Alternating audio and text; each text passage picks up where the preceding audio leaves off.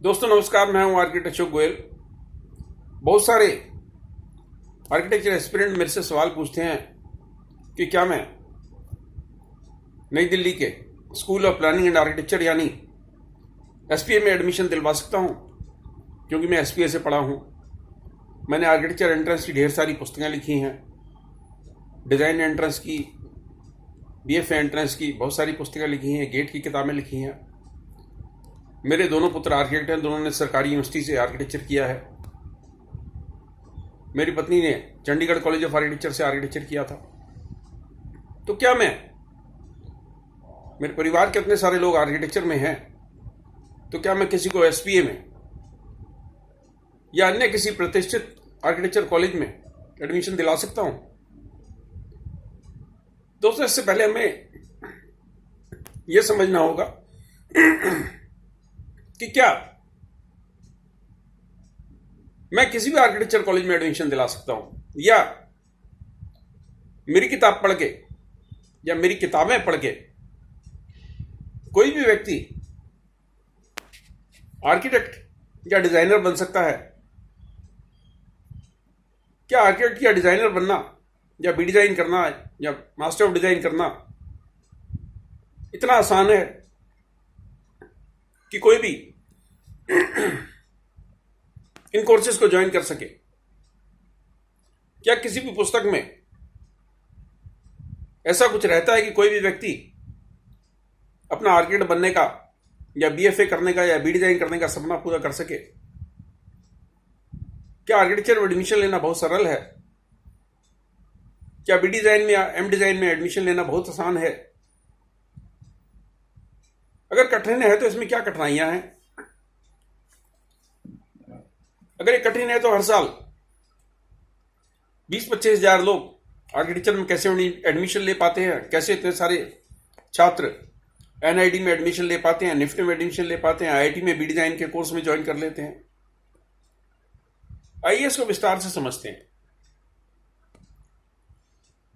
लोगों को लगता है मेरी बहुत अच्छी जान पहचान है, बिल्कुल है, जान पहचान है। बहुत सारे प्रतिष्ठित आर्किटेक्चर कॉलेज के प्रोफेसर्स को मैं जानता हूं, व्यक्तिगत रूप से जानता हूं, दुआ सलाम है। लेकिन मेरे से यह अपेक्षा रखना कि मेरे कहने पे कहीं पर किसी प्रतिष्ठित आर्किटेक्चर कॉलेज में आपका एडमिशन हो जाएगा, तो ये सही नहीं होगा। आज सब जगह मेरिट पे एडमिशन होता है, और आज क्यों, जब मैंने 1972 में आर्किटेक्चर में एडमिशन लिया था तब भी मेरिट पे ही एडमिशन होता था। 71 में एसपीए में दिया, नहीं एडमिशन हुआ, 72 में फिर से दिया आर्किटेक्चर में, एंट्रेंस एग्जाम दिया, तब भी एंट्रेंस एग्जाम होता था और एडमिशन हो गया। अब जो सवाल मैंने शुरू में उठाए थे उनके जवाब समझने की कोशिश करते हैं। क्या कोई भी व्यक्ति आर्किटेक्चर में एडमिशन ले सकता है, या कोई भी व्यक्ति आर्किटेक्ट बन सकता है? दोनों बातों में बड़ा अंतर है।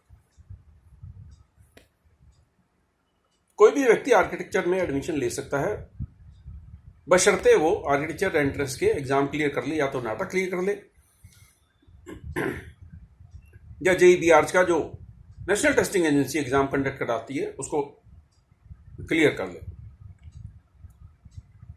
अब नेशनल टेस्टिंग एजेंसी का इम्तिहान जो जेईबीआर है, उसमें कोई स्पष्ट नीति नहीं है कि किसको पास माना जाएगा, किसको फेल माना जाएगा। जो मुझे जानकारी है वो ये है कि अगर आपके जेई पेपर 2 में मैथ्स में, एप्टीट्यूड में और स्केचिंग में नेगेटिव मार्क्स नहीं है तो आप पास माने जाएंगे। इसका अर्थ यह निकला कि 400 में से बहुत कम नंबर आने पे भी आप आर्किटेक्चर में एडमिशन लेने के लिए क्वालिफाई माने जाओगे।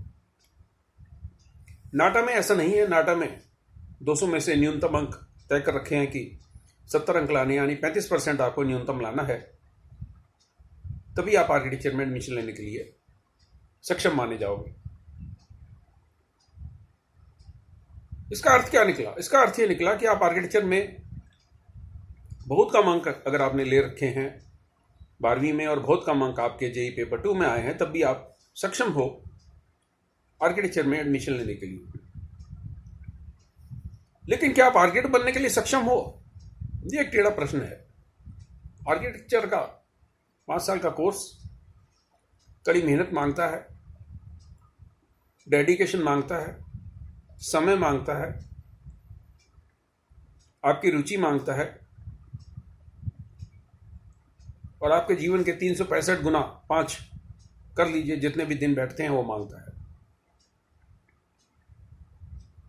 कुछ कॉलेजेस में उतनी कड़ाई नहीं होती, स्टूडेंट्स के साथ थोड़ा सहानुभूति रख के जो कम मेधावी छात्र हैं उनको भी आगे बढ़ने के मौके दिए जाते हैं। लेकिन जो प्रतिष्ठित आर्किटेक्चर कॉलेज हैं उसमें इस प्रकार की कोई सुविधा नहीं रहती कि आपके साथ सहानुभूति रखी जाएगी और आप आधा अधूरा काम करेंगे तब भी आपको आगे की कक्षाओं में प्रमोट कर दिया जाएगा। या तो आपको आता है या तो आपको नहीं आता। अगर आपको आता है तो आप आगे, अगर नहीं आता तो आप रुक जाइए। रुक जाइए का तात्पर्य आपकी या तो बैक आ जाएगी या आपको अनुत्तीर्ण कर दिया जाएगा। तो एक बात तो स्पष्ट हो गई कि हर व्यक्ति आर्किटेक्ट बन सकता है बनिस्बत, बशर्ते वो काम करने को तैयार हो, मेहनत करने को तैयार हो। अब क्या कोई भी व्यक्ति एसपीएम में एडमिशन ले सकता है? एसपीए दिल्ली, भोपाल, विजयवाड़ा में ले सकता है, बशर्ते वो जो रैंक लिस्ट है उसमें ऊपर के उन छात्रों में अपना नाम ले आए जिनको एडमिशन मिलने वाला है।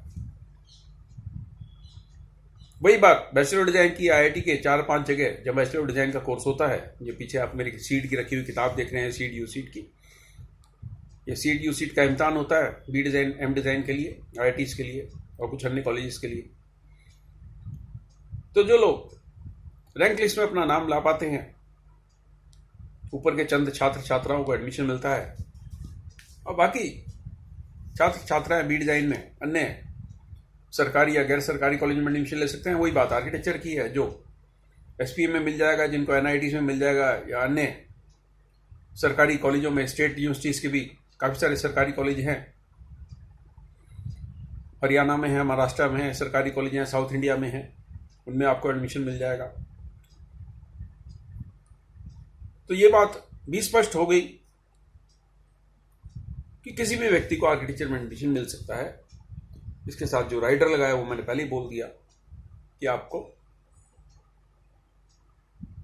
रैंक लिस्ट में अपना नाम लाना होगा।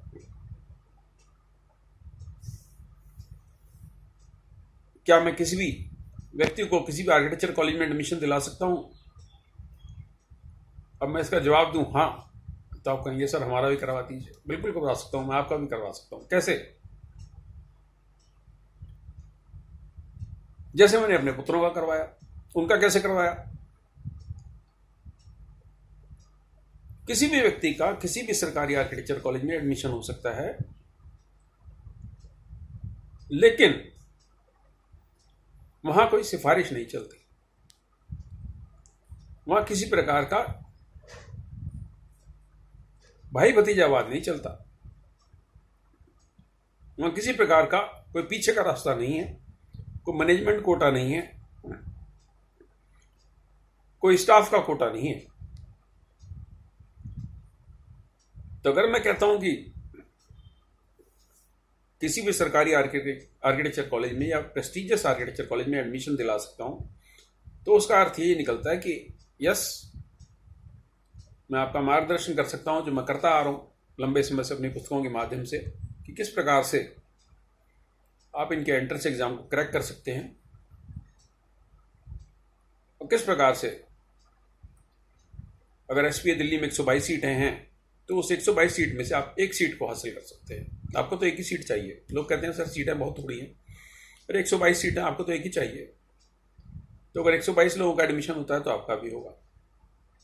ये अलग बात है कि SC ST OBC और अन्य रिजर्वेशन के लिए 50% सीटें रिजर्व हैं, फिर भी 61 सीटें आपके लिए खाली पड़ी हैं जो आपका इंतजार कर रही हैं। अब आर्किटेक्चर में जिस प्रकार की शिक्षा दीक्षा है वो अन्य बेसिक कोर्सेज से डिफरेंट है। जैसे साइंस में आप बीएससी कर रहे हैं या कॉमर्स कर रहे हैं या बीए कर रहे हैं या अन्य कोर्सेज से, प्रोफेशनल कोर्स है, डिफरेंट है। इवन इंजीनियरिंग से बहुत ज़्यादा डिफरेंट है। अधिकतर कोर्सेज में थ्योरेटिकल पढ़ाई है जिसमें आप को अगर फंडामेंटल समझ में आ गए, आपको उसका आधार समझ में आ गया, लगातार आप पढ़ाई कर सकते हो, आपकी याद करने की क्षमता बहुत अच्छी है, आप डिस्क्रिप्टिव नेचर के क्वेश्चंस लिख के आंसर बहुत बढ़िया बना सकते हो, तो आप निरंतर 4 साल तक पास होते जाओगे। लेकिन बैचलर ऑफ डिजाइन और बैचलर ऑफ आर्किटेक्चर या बैचलर ऑफ प्लानिंग में ऐसा नहीं है। चाहे आप एनआईटी से कोर्स करें या आईआईटी से कोर्स करें बैचलर ऑफ डिजाइन का, बैचलर ऑफ आर्किटेक्चर का, चाहे आप एसपीए से कोर्स करें या सीसीए से करें या जेजे से करें या अन्य किसी प्रेस्टिजियस या नॉन प्रेस्टिजियस आर्किटेक्चर कॉलेज से आप कोर्स करें, तो आपको लगातार आपको कड़ी मेहनत करनी है, निरंतर 24 घंटे। क्योंकि डिजाइनर का काम डिजाइन करना है। डिजाइन की एक प्रक्रिया है जो आपको सिखाई जा सकती है, लेकिन इस तरह की उसमें न्यूमेरिकल्स या इस तरीके के फॉर्मूले नहीं हैं जिनको पढ़ के समझ के, जैसे आप गणित के सवालों को हल करते हैं, आप डिजाइन की आवश्यकताओं की पूर्ति कर सकें। ये बात तो तय है कि बिस्तर का साइज, पलंग का साइज 3 फुट बाई 6 फुट है, तो आप 3 फुट बाई 8 फुट नहीं बनाएंगे या 4 फुट बाई 11 फुट नहीं बनाएंगे। ये बुनियादी चीजें हैं। लेकिन किसी कमरे में पलंग कहाँ लगाएंगे या किसी स्कूल में प्रिंसिपल का कमरा कहाँ लगाएंगे और स्पोर्ट्स का ग्राउंड कहाँ लगाएंगे, लाइब्रेरी कहाँ बनाएंगे, क्लासरूम्स कहाँ बनाएंगे, ऑडिटोरियम कहाँ बनाएंगे, उसे स्क्वायर बनाएंगे कि रेक्टेंगल बनाएंगे, पेंटागन बनाएंगे कि ऑक्टागन बनाएंगे, सर्कुलर बनाएंगे कि सेमी सर्कुलर बनाएंगे, ये सब डिजाइन की रूपरेखा में आता है। वही बात, ये जो मेरी आप कमीज देख रहे हैं, ये जो टेक्सटाइल के डिजाइन हैं, इस पे 4 खाने भी हो सकते हैं जो दिख रहे हैं आपको, इस पे फूल पत्तियां भी हो सकती हैं, इस पे कोई और ग्राफिक डिजाइन भी हो सकता है। और ये डिजाइन का जो मामला है बड़ा सब्जेक्टिव मामला है। ये मेरी पहनी हुई कमीज आपको अच्छी लग सकती है, नहीं लग सकती। मुझे ये डिजाइन पसंद आया तो मैंने कपड़ा खरीदा, कमीज सिलवाई। वही बात किसी, मान लीजिए सिनेमा हॉल का डिजाइन है या हॉस्पिटल का डिजाइन है। अब हॉस्पिटल का जो डिजाइन है उसमें बहुत सारी चीजें डिजाइन के अलावा टेक्निकल चीजों का बड़ा सारा समावेश रहेगा। एम्बुलेंस किधर से जाएगी, ओपीडी कहाँ रहेगा, जनरल वार्ड कहाँ रहेगा, ऑपरेशन थिएटर कहाँ रहेगा, एडमिनिस्ट्रेटिव ऑफिस कहाँ रहेगा, किस तरीके से नर्सेस के या डॉक्टर्स के बैठने की व्यवस्था रहेगी, किस तरीके से आम जनता का हॉस्पिटल में आवागमन रहेगा। ये सारी चीजें हॉस्पिटल पे ही नहीं, सिनेमा हॉल पे भी डिपेंड करती हैं, शॉपिंग मॉल पे भी डिपेंड करती हैं, किसी कमर्शियल कॉम्प्लेक्स पे भी डिपेंड करती हैं। तो डिजाइन के अंदर जो मूलभूत आवश्यकताएं हैं वो एक हॉस्पिटल की और दूसरे हॉस्पिटल की वही रहेंगी, एक सिनेमा हॉल और दूसरे सिनेमा हॉल की वही रहेंगी, एक स्कूल और दूसरे स्कूल या एक महाविद्यालय और दूसरे महाविद्यालय की वही रहेंगी। लेकिन उनके डिजाइन भिन्न हो सकते हैं, वहाँ की लैंडस्केप के हिसाब से, वहाँ की ओरिएंटेशन के हिसाब से, वहाँ की संस्कृति के हिसाब से। मान लीजिए आप मणिपुर में स्कूल बना रहे हैं और एक अन्य स्कूल आप पानीपत के में बना रहे हैं, हरियाणा के, या कोई हिमाचल में आप स्कूल बना रहे हैं जहाँ पहाड़ी टेरेन है वहाँ पर स्कूल बना रहे हैं, तो वहाँ की जमीनी स्थिति भिन्न होगी, वहाँ का रहन सहन भिन्न होगा, और उसी भिन्नता के दिमाग में रखते हुए वहाँ की संस्कृति को, वहाँ की कल्चर को, वहाँ की आवश्यकताओं को दिमाग में रखते हुए आप डिजाइन तैयार करेंगे। ऐसा सिविल इंजीनियरिंग में नहीं होता। सिविल इंजीनियरिंग में अगर आप पुल बना रहे हैं, आप कोई सड़क बना रहे हैं, तो उसमें सौंदर्य का और वहाँ के रहन सहन का, वहाँ की कल्चर का, वहाँ के लोग कैसे कपड़े पहनते हैं, कैसा व्यवहार करते हैं, कैसे उठते बैठते हैं, क्या उनकी पसंद नापसंद है, उसका कोई ज़्यादा योगदान नहीं रहता, उसकी कोई ज़्यादा दखल नहीं रहती, जो आर्किटेक्चर में रहती है, डिज़ाइन में रहती है, कला में रहती है, आर्ट में रहती है। तो इसलिए जब भी आप कोई डिज़ाइन ओरिएंटेड कोर्स कर रहे हैं, चाहे वो बी डिज़ाइन का कोर्स हो, चाहे बैचलर ऑफ आर्किटेक्चर का कोर्स हो, चाहे बैचलर ऑफ प्लानिंग का कोर्स हो, या इनके मास्टर कोर्सेज हो, या दृश्य कला यानी फाइन आर्ट का कोर्स हो, ये सभी कोर्सेज में जो आपकी ट्रेनिंग रहती है 4 या 5 साल की, वो ट्रेनिंग आपको आपके अंदर के छुपे हुए कलाकार को, उसकी कला को विकसित करने के लिए, लगातार विकसित करने के लिए आपको ट्रेनिंग दी जाती है। और यही ऐसा कारण है कि जितने भी डिज़ाइन कोर्सेज हैं, चाहे आर्किटेक्चर हो, चाहे बैचलर ऑफ फाइन आर्ट्स हो, या बी डिज़ाइन के कोर्सेज हो, इसमें एप्टीट्यूड टेस्ट का समावेश किया जाता है इसके एंट्रेंस एग्जाम में। क्योंकि अगर आपकी कला में रुचि नहीं है, आपकी डिज़ाइन में रुचि नहीं है, और आप फिजिक्स केमिस्ट्री मैथ्स बहुत बढ़िया जानते हैं, या गणित बहुत बढ़िया जानते हैं, तो आपको एक अच्छा डिज़ाइनर, अच्छा आर्किटेक्ट या अच्छा आर्टिस्ट नहीं बना सकता। तो दोस्तों, मैं समझ लीजिए, अपने क्लोजिंग कमेंट्स भी दे रहा हूँ, ना तो मैं आपको आर्किटेक्ट बना सकता हूँ, ना आपको डिज़ाइनर बना सकता हूँ, ना आपको फाइन आर्ट्स के किसी कोर्स में एडमिशन दिला सकता हूँ। लेकिन यस, मेरी पुस्तकें पढ़ के, हमारी पुस्तकें पढ़ के, मेरी और मेरे को ऑथर अर्जुन कुमार की पुस्तकें पढ़ के हजारों छात्रों का बी डिज़ाइन में IIT में एडमिशन हुआ है, आर्किटेक्चर के प्रेस्टीजियस कॉलेज में एडमिशन हुआ है, फाइन आर्ट्स की हमारी किताबें पढ़ के जो फाइन आर्ट्स के एस्पिरेंट है उनका फ़ायदा हो रहा है। मेहनत आपकी है, गाइडेंस मेरी भी हो सकती है, किसी और की भी हो सकती है। वही बात आर्किटेक्चर ज्वाइन करने के बाद की है। लगातार आपको 5 साल मेहनत करनी है। ये थियोरेटिकल कोर्स नहीं है, इसमें तभी आइए जब 7 दिन 24 घंटे 12 महीने आप काम करने के लिए तैयार हो। मैं पढ़ने के लिए तैयार नहीं बोल रहा, काम करने के लिए तैयार हूँ, क्योंकि इसमें लगातार आपको काम करते जाना है, लगातार मेहनत करती जानी है, लगातार आगे बढ़ते जाना है, और लगातार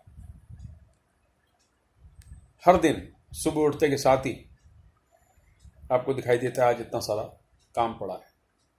तो अगर आप में काम करने की क्षमता है, लगातार आगे बढ़ने की क्षमता है, तो बढ़िया आगे और ज्वाइन कीजिए बी डिज़ाइन को, बी आर्किटेक्चर को, बी प्लानिंग को, या BFA को। नमस्कार।